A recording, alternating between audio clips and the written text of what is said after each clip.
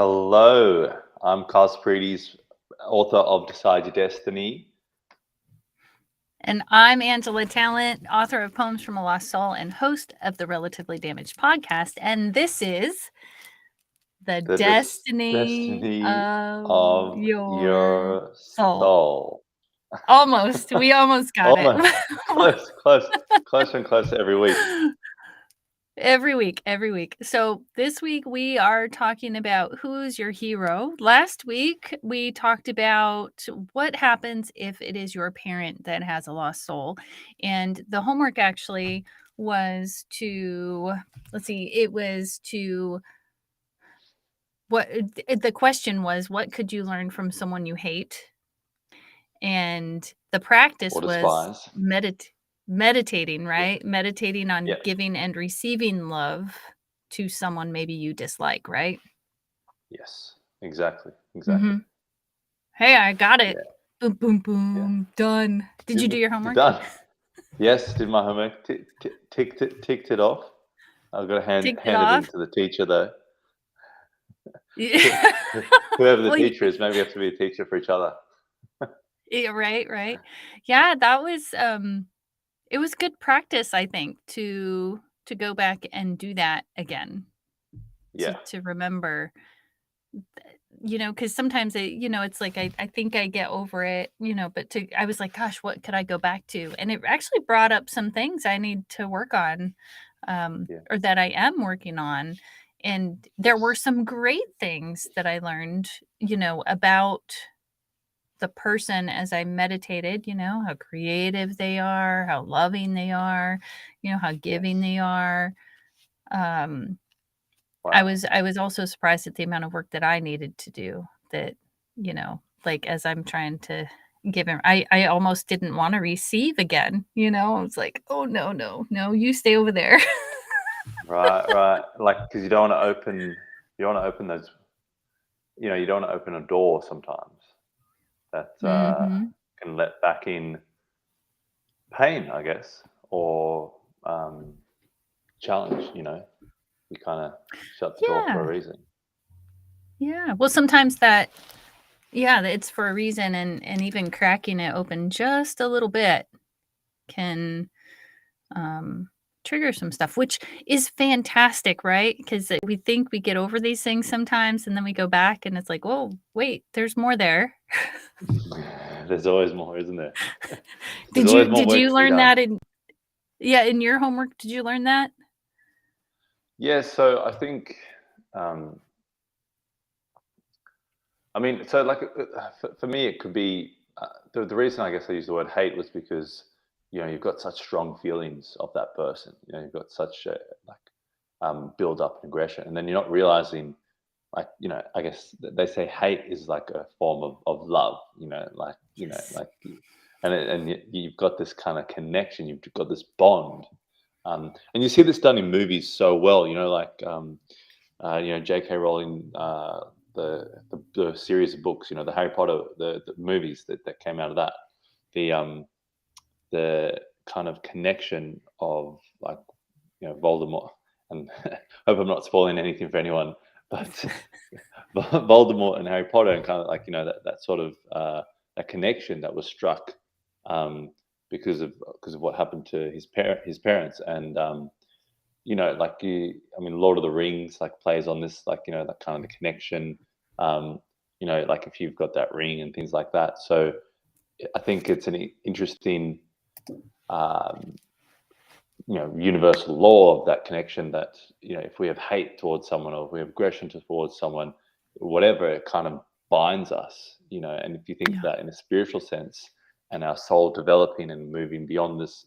plane, and or how it's going to be greater beyond this plane, if we've got all these ties that we've created of people that we hate and despise on this planet, and we think, oh well, once I'm dead it's all gone. It's like, I feel like you've kind of sewn in those contracts, and so you got to be very careful, or be very aware of that. And so by asking the questions, what can I learn from this person, you change the relationship with that person that you despise, from a Yeah. relationship of hate, and now I've got a tie and I've got a bond, and I'm shackled to you, to let me observe you, kind of like your soul. Let me observe.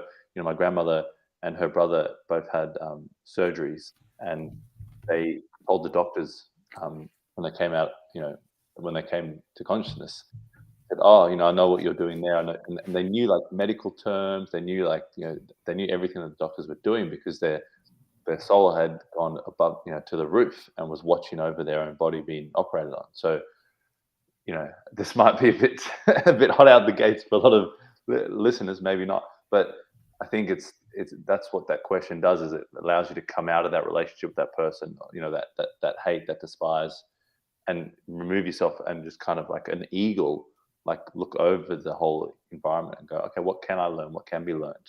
And then you're kind of Mhm. shackles. I mean, that's how I Right. take Oh, yeah. Yeah, I think so. It's just recognizing where there's a stalling out point, right? Like, it. Yeah. "Oh, oh, okay. I'm stalling here. I gotta work on that." Yes. And Yeah. I think that's fantastic because, I mean, like I said last week, I would I could not hate someone I've never loved. It just doesn't really work out that way. Yeah. Yeah. Yeah. And Yes. usually if it's someone that let's say this, if I haven't loved them before and right out the gate I hate them, it's because they're triggering or they're showing me all the things I don't like in Mm, myself, yeah. usually. Yes. Yeah. Yeah. And that's what a reaction does. Like when you react, if you react out of character, and if someone calls you out on your crap, like you react out of character, it's usually because, hey, there's something that you're suppressing, something that you've got to handle, but you're not handling it, and that person's just kind of like poking that little bear. And they don't even know it. No, That's the interesting part, right? They have no clue. exactly, exactly. Yeah. Which I brings love that. us to this week's topic, which is who is your hero? And that's such a huge question. Yeah, I think so. So, and for some of the listeners who come in here, you know, joining us for episode 4, what we're doing is we're going through the book I wrote, 22 chapters, and kind of in each chapter I focused on a certain topic. So in chapter 4, I wrote about heroes, and then it was about like you becoming your own hero, and part of that you're working out, okay, who have been the heroes in your life, and not just the heroes on screen with the spandex. It's the heroes who have shown up for you in your life, the mentors. What are the character traits, and really you know describing that. And then I spoke about Lord of the Rings, Harry Potter.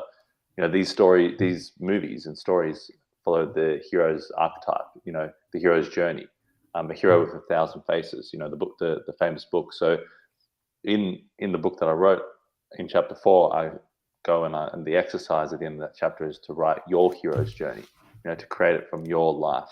So that's the topic. And I guess who's your hero, or talking about a hero, people kind of I guess they don't think of themselves in that way, but you can be a hero. Yeah. Don't know if I've got it. We've got a So, Facebook user that put sorry. a note. Yeah. I don't know if I've got one hero. I generally admire different qualities in different people. Yes. Yeah. And that's the whole point of it. Of the I guess what I was talking about was kind of what are those qualities, those character traits? Because I love this quote: "What you see in me, you cannot see in me unless it's in you." Yeah. And that's the point of it. It's like, okay, what you see in your hero, you cannot see in your hero unless it's not in you. It might not be out on the front in you. It might be something that you're still stirring, but you can't see it unless it's part of you. And that's the beautiful bond and the connection of all of us on this planet as spiritual beings. No matter what conflicts, what's going on around the world, what differences, how polarized we are made to be, or how polarized we are to be.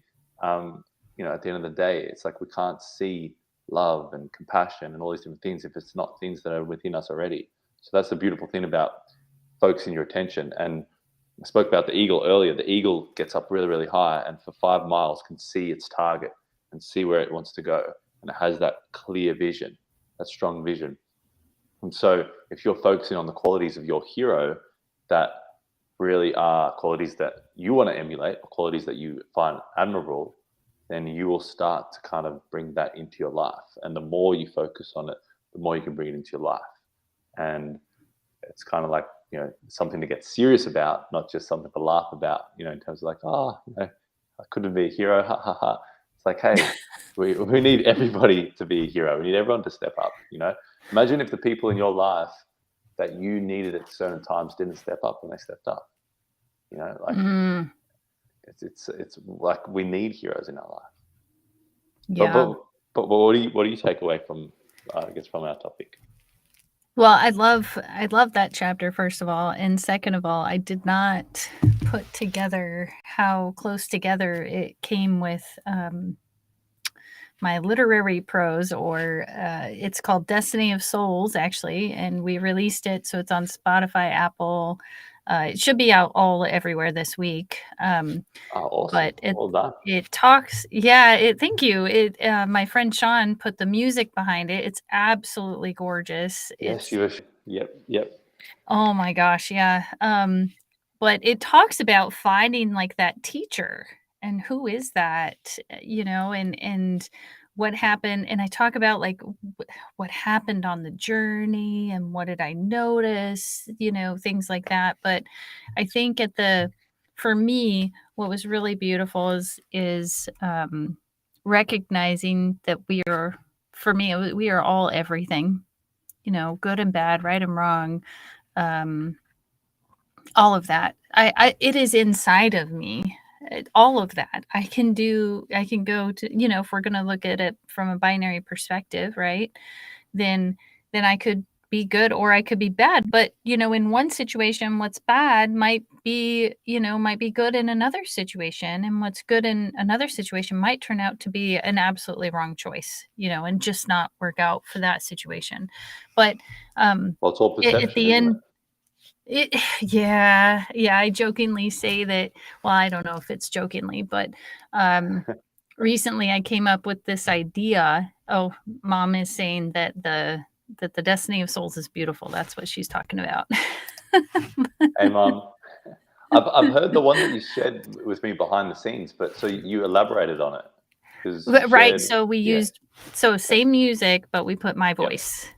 Okay, beautiful. So it's beautiful. Yeah. So we finally released it. It was something I had to push the button on this end. Yep.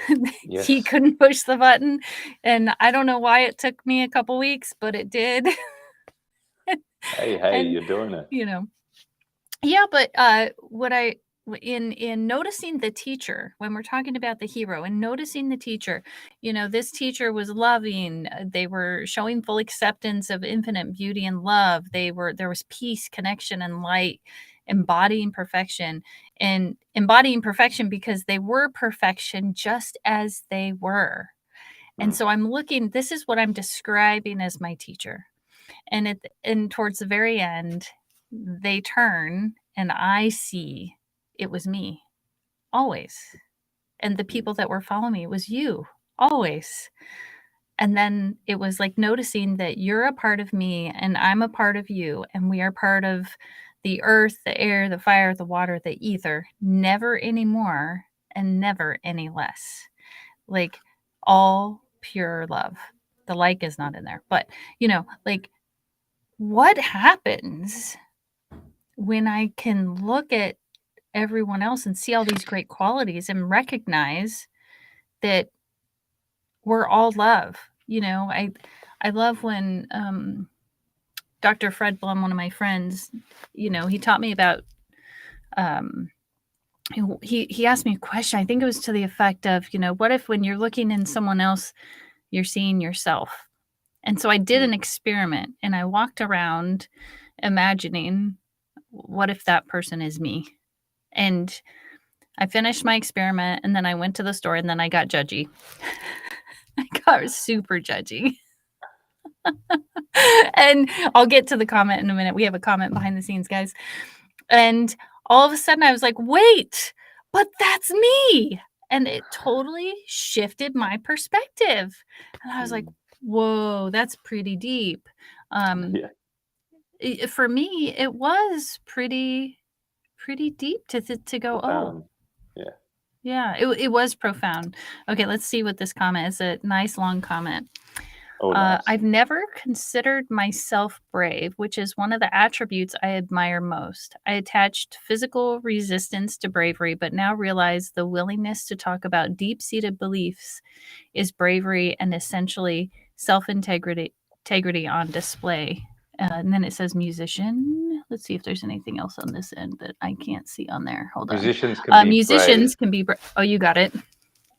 Musicians can be brave as they give to the world their most personal stories. Just my 2 cents worth. Mate, that's more than 2 Yeah, cents. Appreciate it. I think that's worth. That's priceless. It's not As just we 2 say in cents. Australia, mate. Just realised that. Yeah, that's beautiful. I think it. I love that.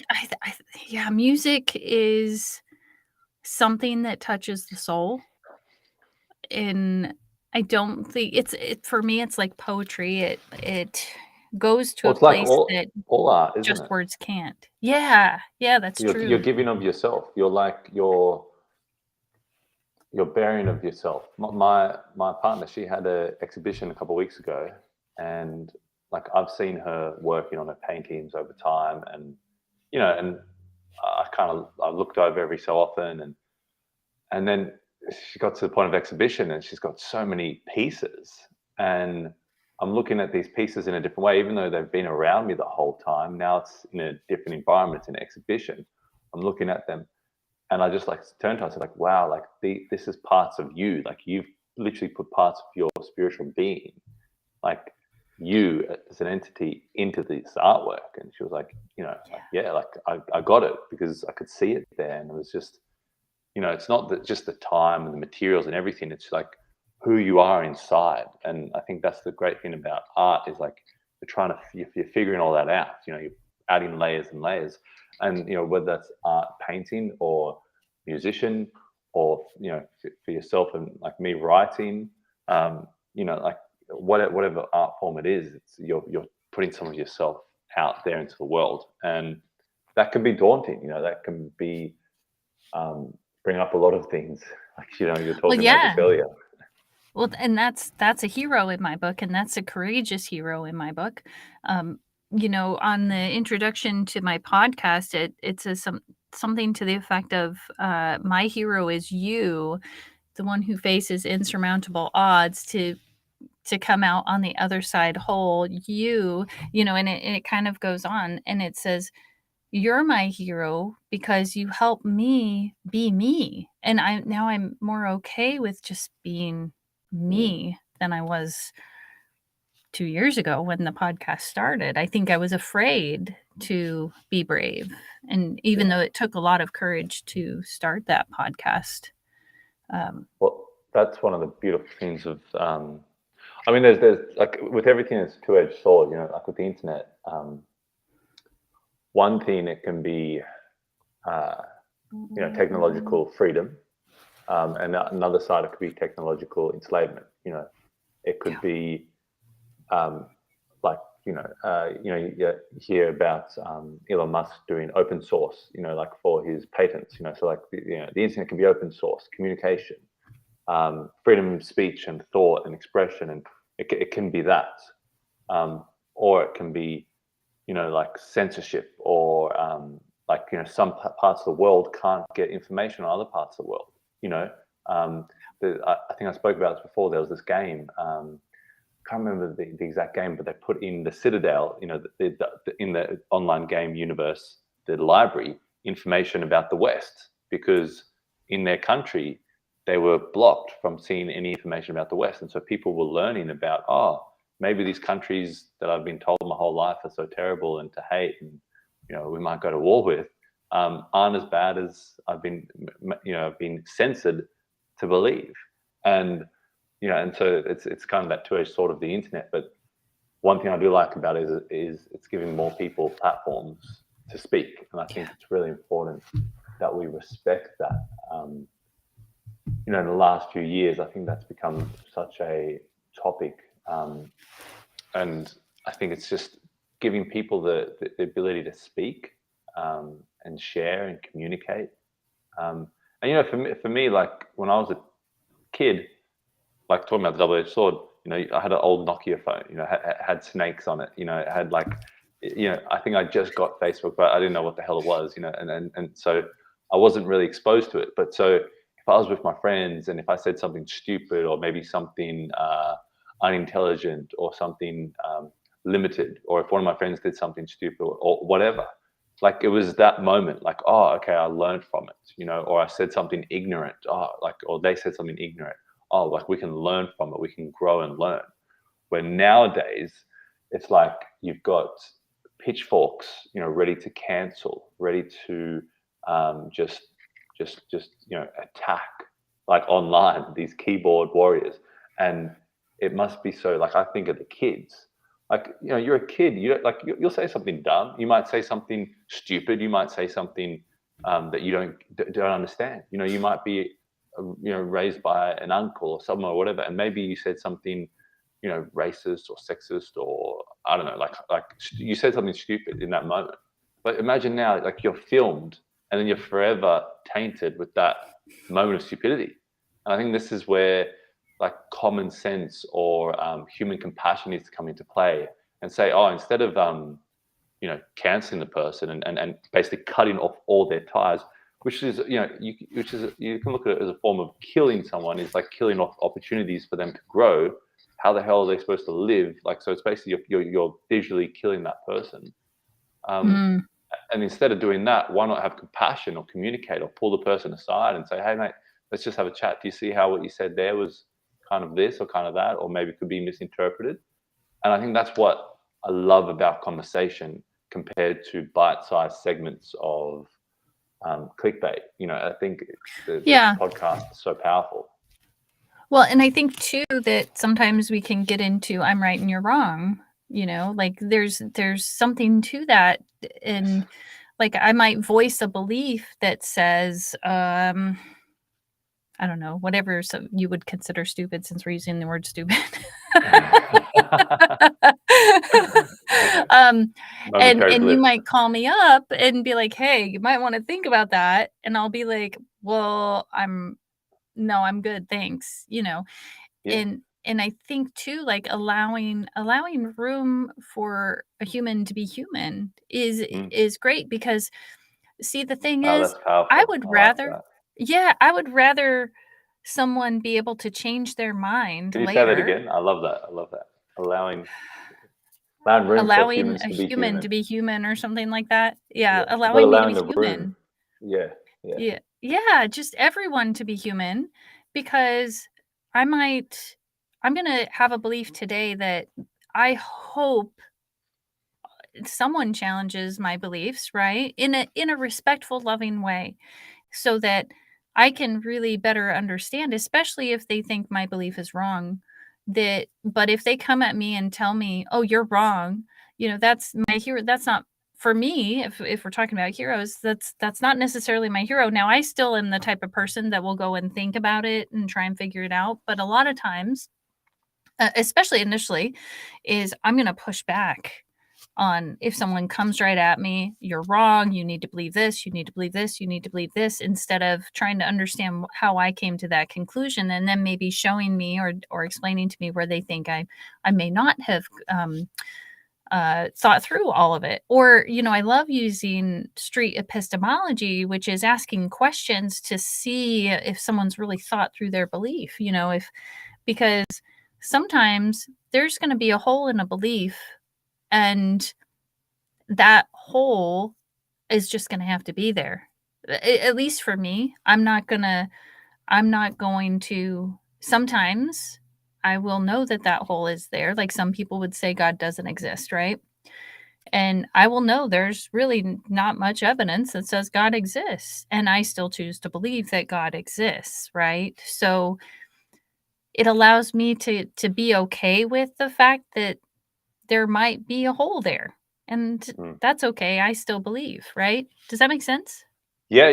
And if you if you've got it comes back to your vision, So if you've got, if you say, hey, you know,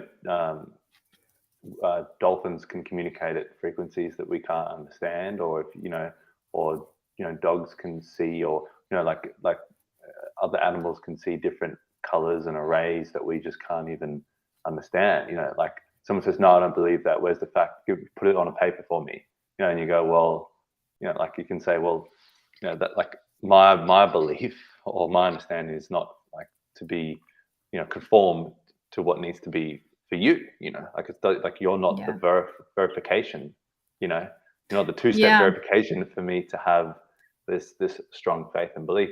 But talking about heroes, like I think what you're discussing, I mean, I've noticed a lot is so keyboard warriors and headline heroes are not heroes to me. Like, so people that are just going off a headline and or just seeming all tough behind a keyboard is not heroic.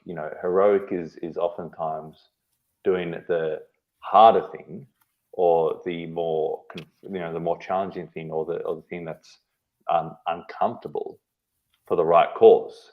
And so a lot of times, when you share your belief, and I love that comment, by the way, by your mom. I mean, that's the Mom says, I love listening to your discussions. They make me think. I love that. And that, thank I you, think, Becky. yeah, I think they make us think too. It's fantastic. And that's the open form conversation. That's the whole, like, that's the essence of it. Like, if you want to be a hero, if you want to develop, like, you need to learn and that's personal growth and everything. And just one thing I'll say, Earl Nightingale, the strangest fact on earth or something. So it's like a 30-minute thing, and he talks about, like how successful think how. And one of the things he talks about was conformity. And he was saying how the reason why most people don't have what they want is blindfolded conformity. And you look at any of the major atrocities of the planet, and where people did terrible things, and it's just blindfolded conformity. They just went along with it, and then that's the that is a discrimination hot became okay, button. and all those things. Yeah. That is a hot button for me. I'm like, yes, the shocking experiment with Stanley Milgram, the Stanford Prison Experiment. Those are two movies actually that I showed my youngest daughter, I think junior high, for that very reason, because so many times people are afraid to speak up and step out, especially when they find something different, and it happens in science too all the time, where one scientist will come out and be like, I just found this out, and because it doesn't fit within the normal not standards, I don't think that's the right word, but what people are believing at that time, and then it kind of gets lost in the shuffle and put under the table until there gets to be more and more evidence. So the same thing happens, which actually also happens in our brains too, right? Like, we have to come around now. But this reminds me also, now I think I can tie this together. We'll see how I do. That's the artistry. Yeah, right. There was an experiment. I think it was with cats. I'm not sure. It may have been with something else, but where they showed them only vertical or horizontal lines. So somehow they removed any other line of the opposite line from their experience of life. And when they came out of this enclosure that they were in, they literally could not recognize the line that they did not have any experience with. And so I think that's really interesting. And I love thinking about that, mostly because, what am I not seeing? What is it that I don't know? And maybe can I not see it because I haven't been exposed enough to see it? Because I mean, there are, if we think just about light, there's so many spectrums of light that we cannot even see. Yeah. Even the We can't see X-rays, we can't see Wi-Fi, we can't see Bluetooth, we can't see all of these things. That it just is amazing to me. So we've got another comment here. Well, that's a powerful comment. Let's see. I know, I love this. Okay, I'm going to read the first part. Will you catch the second part for me, Kyle? Sure. Because it ends at, okay. So in times of great conflict, as we are currently in globally, compassion and understanding are more important than ever. They may be the only things which bring peace and survival of our species. This is my fact. And the greatest poets, philosophers, and leaders of our times have spoken of such. It never loses relevance for me. You are both doing important work in this regard. Thank you. Love that comment. Yeah. And that's creating the space, creating the platform. That's a big part of it. One thing I wanted to share, and I hope I didn't jump in. No, go for it. I'm gonna do my poem after. Beautiful. All right, guys, we've got something to look forward to here. I've been given a VIP viewing of the poem, and it's epic. But one of the big things about being a hero, and what you were talking about, I guess what resonated with me there, and obviously the comment as well, is ethics.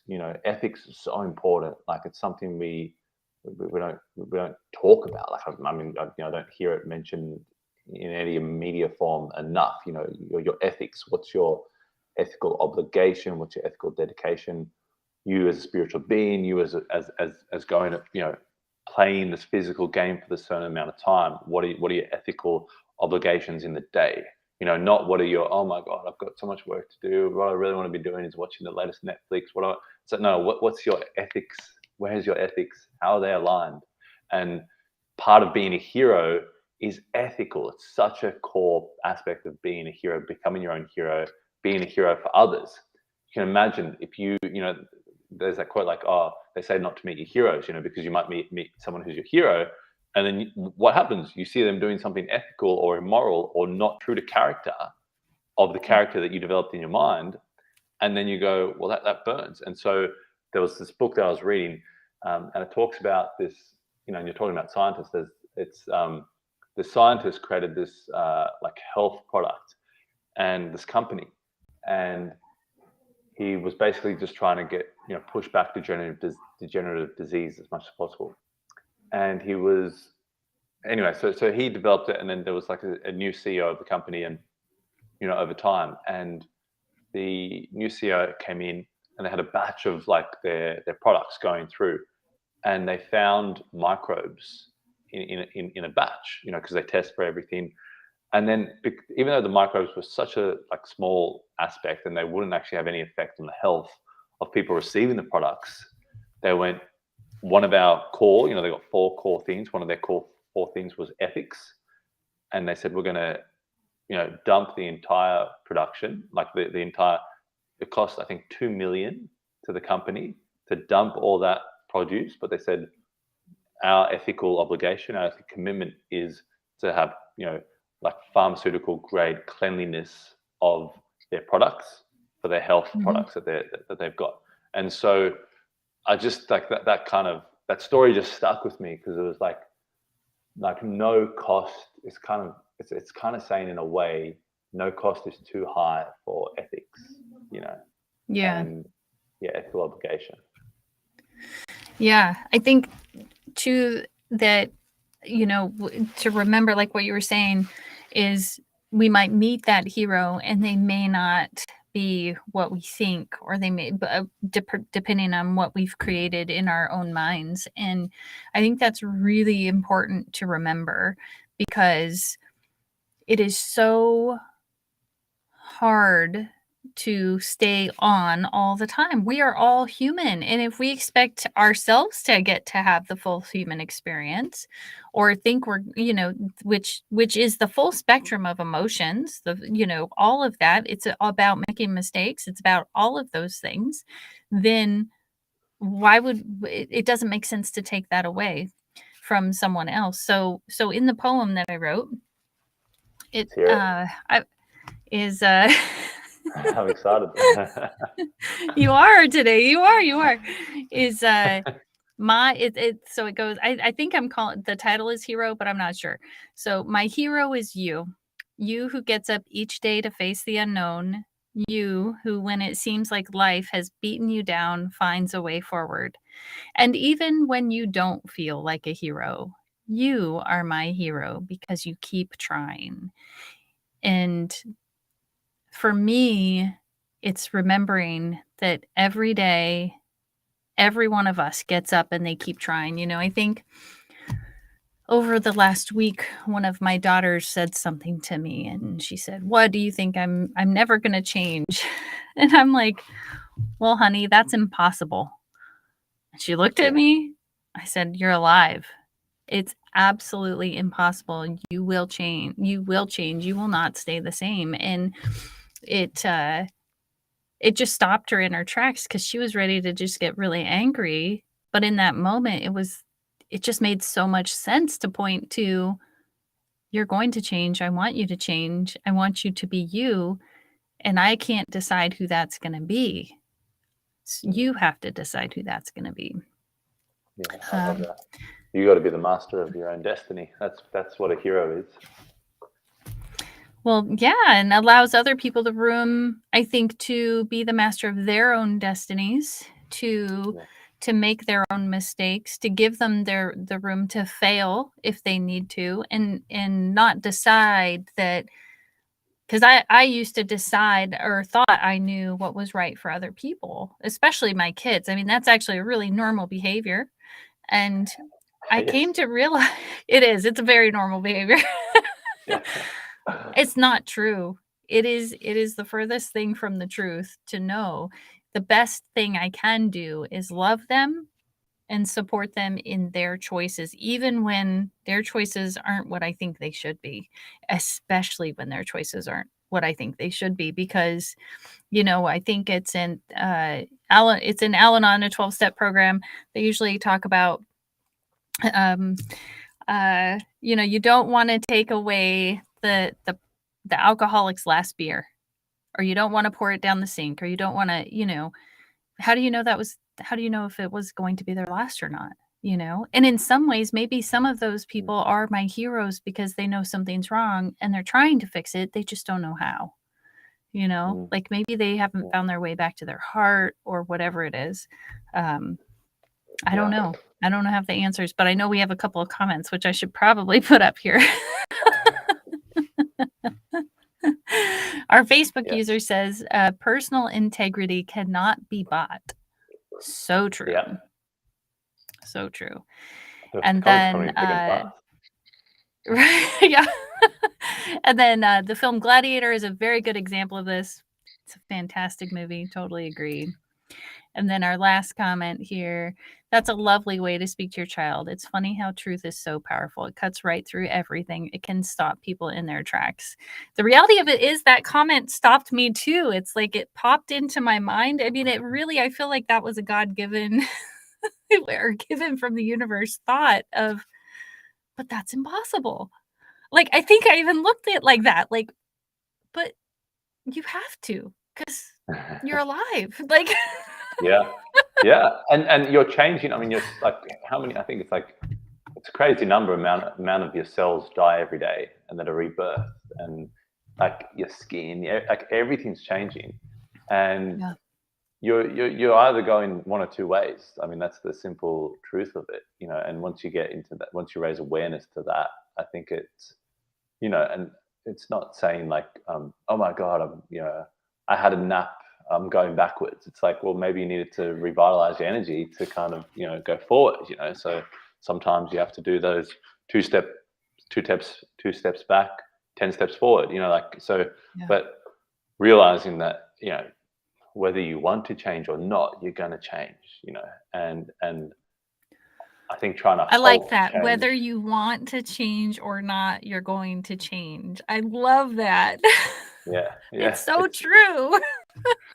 And it's like, and the more you try and halt change or block something, or I think another great one is like procrastinate, or kind of, you realize oh, wait a minute, what I've really done is put the car into reverse and I'm kind of heading backwards. Like you realize that, oh, just because I push it to the side or block it, or, like, and we're talking about integrity, personal integrity, those sorts of things, and ethics.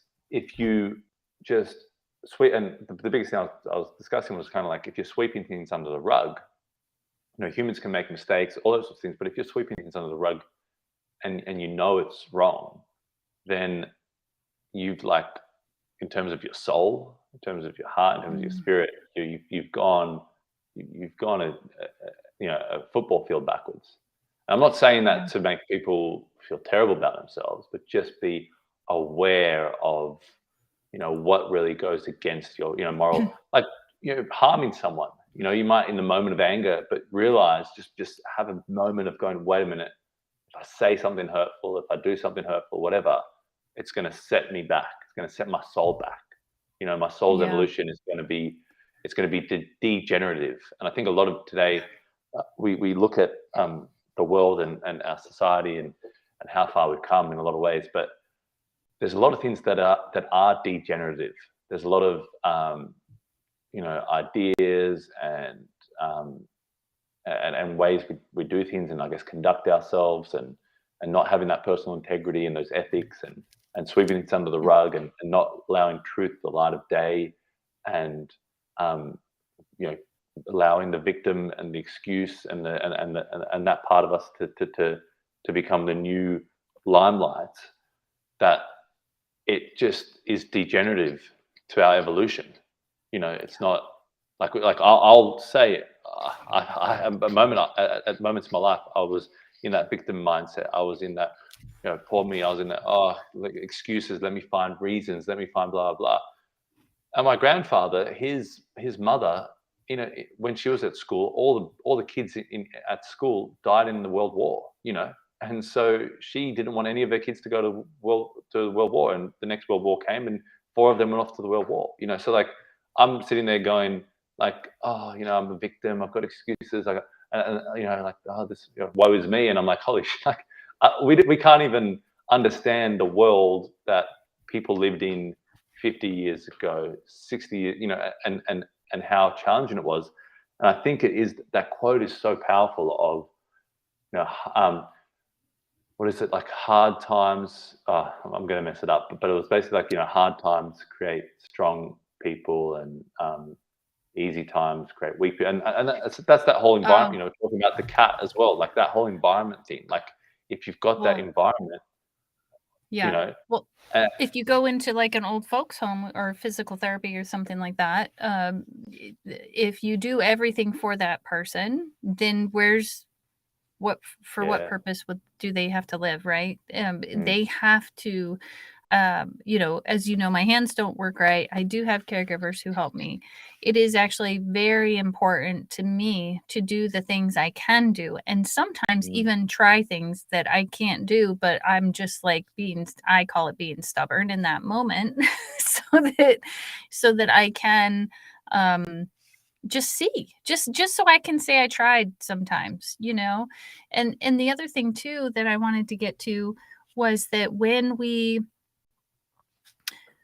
those darn sticky notes in our life, right? Those darn sticky notes that end up in our book of life where we didn't listen to our soul's calling, so and that goes back to what you were saying, when somebody is doing something that they think is wrong, that's where one of those sticky notes goes, because they feel in their soul that they need to go another direction.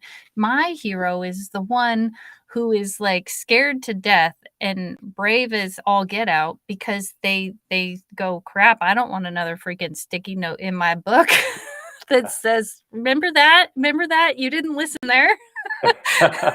Like, and they step out, and even though they're scared, they're terrified, the courage comes up, and they become who they are supposed to be, and their purpose shines forth, they're able to then move forward.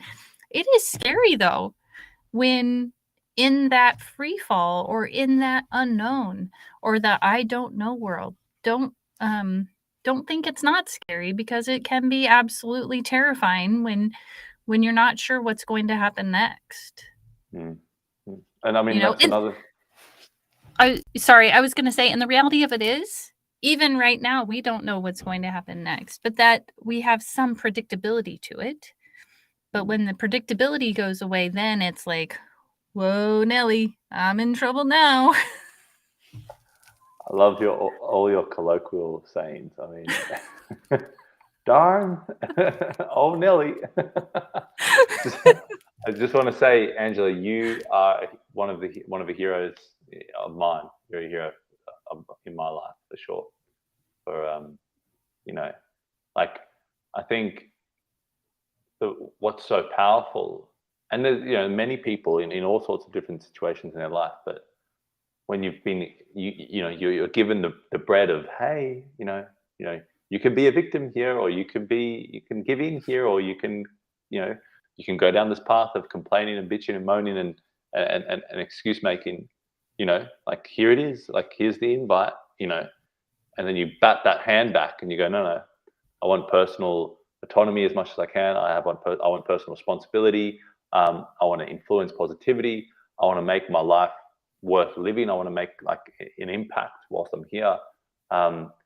Yeah, I know it's going to be. I know you've got all that cushion, those soft cushions of being a victim over there for me, but I'd rather choose this, And I think that is heroic in nature. So I just want to commend you, and commend all our listeners. Well, like the moments that, Yeah, you actually, I think that when you say that about me, it's what I would say about you, and with the risks you took with, saying no to doctors. Oh my gosh, I couldn't imagine. I would have been afraid. I would have been terrified. The closest I ever came was, I was. yeah, and they were telling you were gonna die. Like you will die. You will die. Like with certainty, they were telling you, and then they stopped you on the way out of the hospital. Yeah. With certainty, the guys passed the Gosh, you nurses got a good passing memory. along the thing. Like, Yeah. it's just really. Our Facebook user says thank you, both for an engaging statement. I'll see you soon. Work beckons. Thanks No for worries. coming. Thanks for coming. Thanks for joining us. Oh yeah. I mean, and I think too, because I think we relate to maybe on a deeper level, because we both had a parent that struggled in a big way with big stuff. Where we felt like we didn't have a parent. I think for you it was your mom. For me it was my dad, and you, it just somehow there's that heart connection there. For me anyway, I feel like there's something there, and you have this desire. You put out these big cosmic goals that scared me to death, like, and now I'm putting out big cosmic goals that scare me to death, right? Like it's like we're trying to cheer each other on, and because I think we align well on what is happening. But yeah, I mean, that's why we're doing this. Yeah, like just determined to make a difference, a good difference in this world of ours. And I couldn't be more honored to be doing a show with you, a segment with you. It's beautiful. Thank you, and likewise. And you are making a difference, and I think that's one of the big things in that. I love a lot of philosophy, right? So I really do love ancient writings and scriptures, and some ancient, like just dialogues, like dialogues with the self, that these sorts of, people, whether you look at Marcus Aurelius, who was the kingpin of the world in his time, or Epictetus, who was basically a slave, and so you've got like all these different classes, and their thoughts, and there's a lot that I'm like, wow, yeah, that truth hits me, and other things I'm like, that's interesting. So one of the things I heard the other day was like, you have to go through hell to be reborn, to to have that compassion and connection. And I was wondering that because I know people in my life who haven't necessarily gone through that. But then I questioned it again. I went, actually, I don't know what it was like for them to deal with that breakup or their sibling dying or their. And I went, wait a minute. I think most of us do go through that, and even the most protected. And he went to Ivy League schools, and he had. I mean, I know kids that had been given everything, like a BMW at school and all that sort of stuff, and then they a few years later after they left school, they're doing drugs every weekend, but they've got the whole world at their feet. They've got everything given to them, and then they're having they're choosing to create their own hell, and it's very interesting, that kind of, it's that kind of thing of like, okay, if we did have, everything right, if we were living on heaven on earth, like would, and the psychological, the analysis of, well, maybe we'd want to disturb something. Like if everything was perfect, maybe we just would want to like break a plate just to like have something to fix, or disturb something. And I definitely noticed that within me, kind of this aggregator, this kind of like to disturb the chemicals, to disturb something to grow. Like I've got to kind of, every now and then I've got this thing inside of me that wants to kind of challenge or disturb something in my own life or in someone else's thoughts, and I've got to be careful because sometimes I'm ready to go toe to toe and challenge thoughts and see where we end up, and if we scream at each other, but if at the end of it we're like now at a new profound elevated thinking, like more power to us. But not everyone can handle that. Like, so I'm someone that a lot of people can joke with a lot of things, and I don't take offense. But then also I've got to understand, and I guess this is a part of being like that hero's ethics and hero's understanding is kind of, I know I can take a lot, and I know I can, people can joke about me with anything. They can say pretty much anything, if it's a joke. But if they are actually disrespecting me, like then I'll get stern. But other people won't be able to handle the kind of the jokes or the kind of poking of the bear or those sorts of things, and so you kind of got to understand, hey, just because I can handle that, or just because I invite that in because I know it's going to change and challenge and provoke something for me. And if someone's saying, hey, Carl, you're better than this. I know you're better than this. You can do better. I'm like, thank you. Like, just because I can take that doesn't mean if I give it to someone else, they're going to receive it. And that's that compassion, reading someone else, and that sort of compassion. One thing that you said there, I really want to, there's something great that you said there earlier that I wanted to comment on, but I think it's going through the hell and those sorts of challenges that we've both been through. I think finding people to connect and communicate is the power, because we'll go away now after this interview and we'll go into our own sort of routine, our own sort of life, and thoughts will come in and out of our mind, and headlines will pop up and down of what's going on in the world and all sorts of different things. But being able to communicate, like to someone about it is powerful. And my father just sent me a message. I was chatting to him, and I found something out about copper and way back in ancient Greek times, where copper, the Greek, when they first became, because in Greece, within 50 miles of anywhere in Greece, you've got the ocean. So the ocean is always there, and the land is very rocky, and it's not great for planting. And you look at something like olive oils. Olive oils, it's such a hard, like laborious process that back in the day, if you created the olive oil farm, it wouldn't be until your grandsons did it start actually producing and blossoming. And so they had to get on ships and go around the Mediterranean. And that's when they first started discovering, these guys were seafaring people, because they got tin from Afghanistan, copper from like all sorts of areas, and that's how they kind of made it. And then on an island, there's like a certain material that is only found on that island, but it was taken to Greece, so that's how they worked it out. But anyway, long story short, the name, copper in Greece. So I was asking my dad that question, and then he's over in South Africa, so I was messaging him, and he messaged me back something about. I said, oh, tell me some more history about Cyprus. You know a lot about Cyprus, and because that's part of where I'm from, and he said something about there was just recently there was a big natural energy finding off the coast of Cyprus.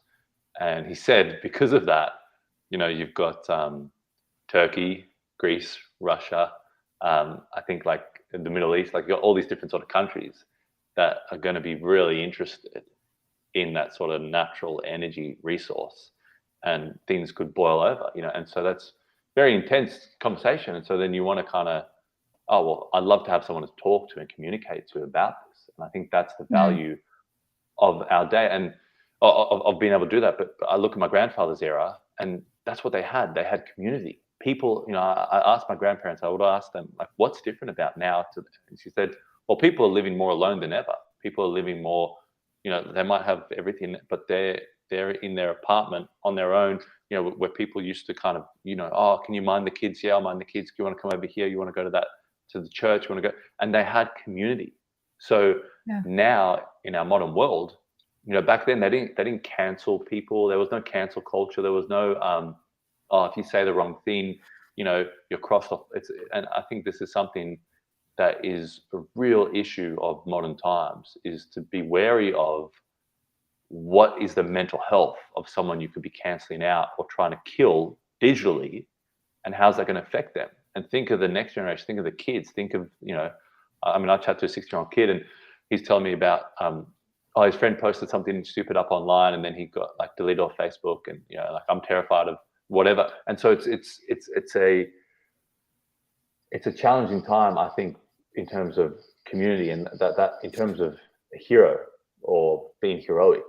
I think we can all be more heroic if we bring more community and connection, and conversation. And that's what I loved about podcasts. Before 2020, there were 800,000. Now there's I think 2.5 million podcasts, and that was there's a lot.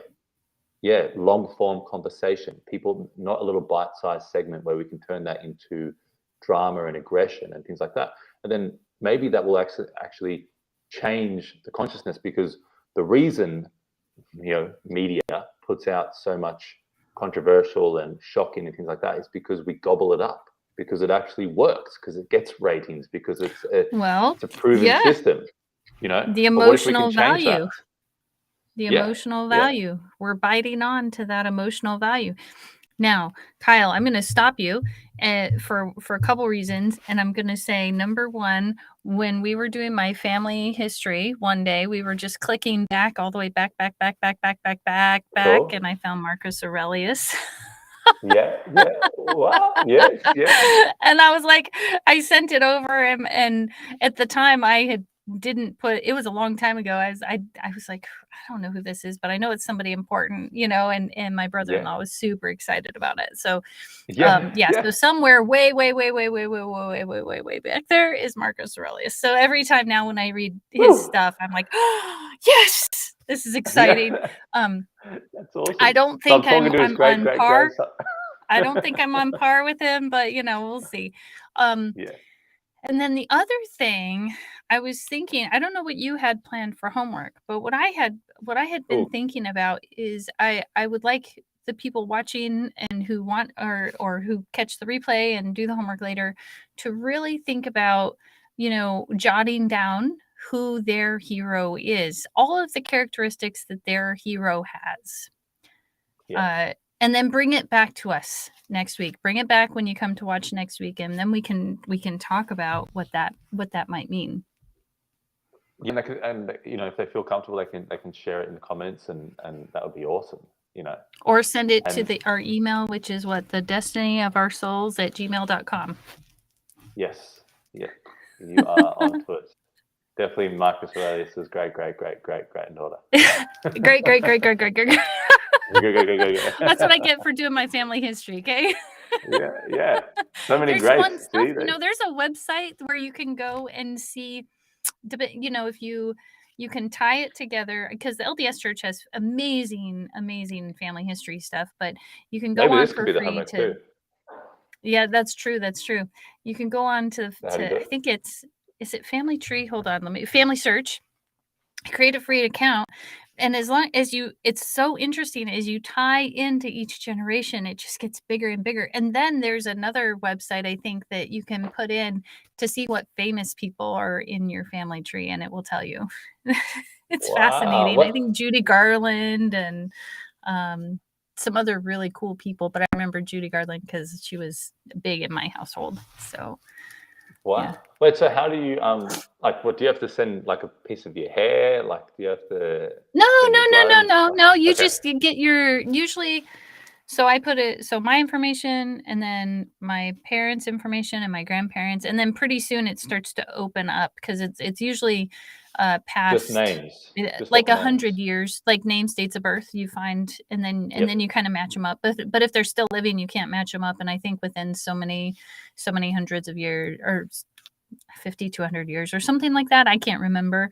But you get back far enough, you do enough, and it just starts to blossom and it really opens up. And there's some really fascinating things. If you think about it, and I know we're going to have to go in a minute, but if you think about it, we are our ancestors. We were literally made from love by all of these people in our past. And so they have injuries too.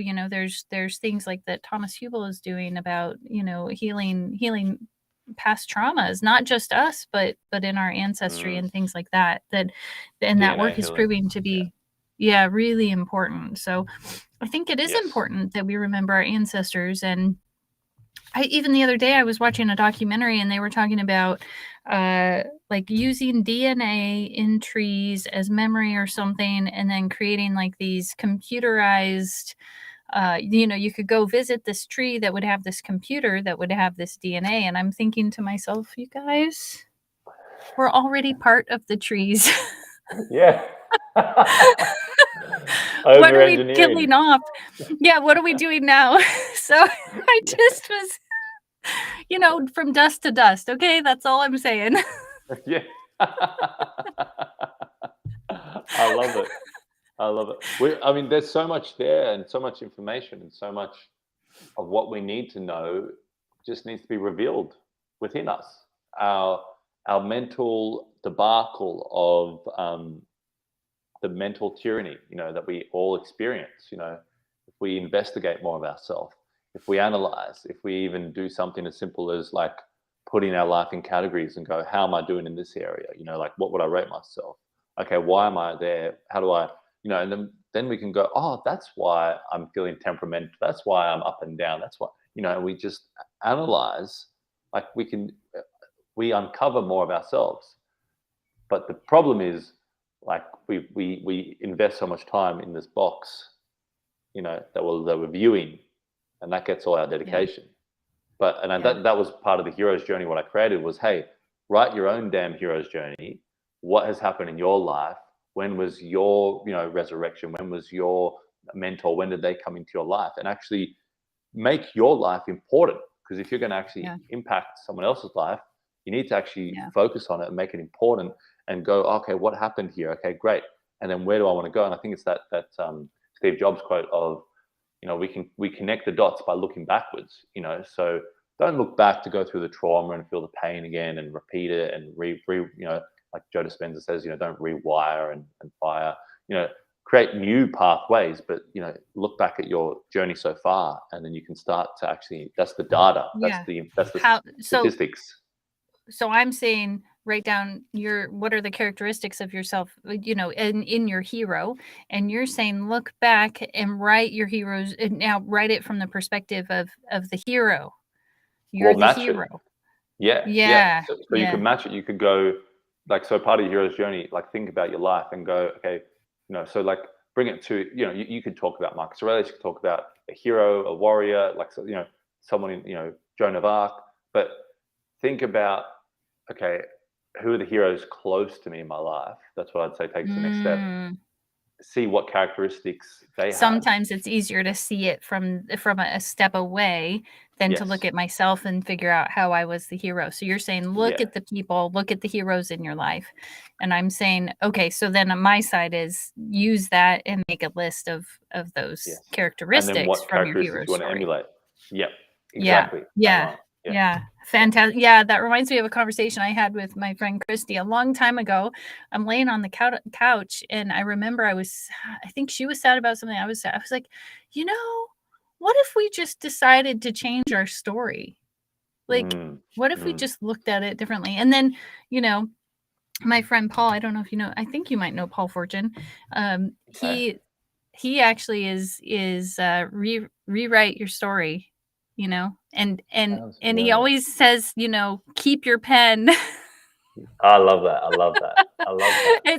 It's fantastic. That's You powerful. gotta love Paul. He is actually one of my heroes. I have so many heroes, you have no idea. But because everybody is my hero in my book, I can see the struggle, and I believe, it's like people say 50% of the people we meet are struggling, and I say no, 100%. They've either struggled or they are struggling, and that's all in the beginning of my podcast. And I till this day 100% agree. Like when I wrote that, I knew it was a truth, like a just an absolute truth, because we're here to learn and grow. But we are way over, and we just keep talking. There's so many things I want to jump in there with, but yeah, exactly. We gotta. I know. We could talk forever. Heroes. Well, we'll save some for next week, right? Yes. Yeah. I said heroes needed 2 episodes. Yeah, right. For sure. I know. Well, maybe we'll go through it again. No. Yeah. Anyhow. Why not? Okay. I love it. Well, I'm Angela. I'm Kyle. And this is the destiny of your soul. We'll see you next week. See you guys.